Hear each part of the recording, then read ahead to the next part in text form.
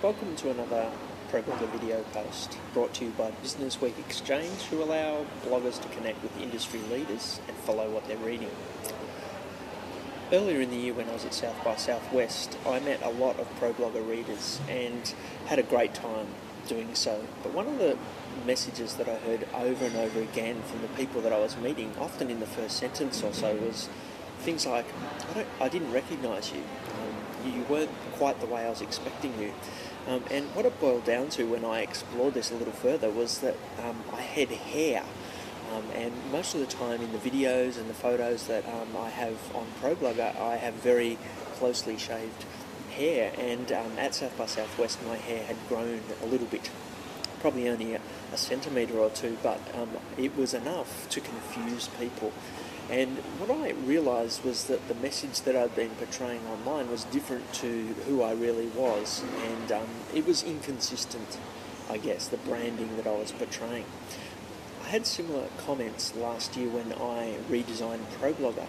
A number of readers said that they came across articles from ProBlogger on Dig or Stumble Upon, and they didn't even realise they were reading ProBlogger, even though they'd been reading it for years, because it looked nothing like it used to. And when they went to subscribe to the blog, they realised that they'd already been subscribing and that this was a blog they were familiar with. The same story happened when I last changed my Twitter avatar. Again, people had been used to seeing a certain brand, I guess, of who I was. And when I changed my photo from one to another, it confused people. And I actually noticed that the responses that I was getting on Twitter at that time decreased.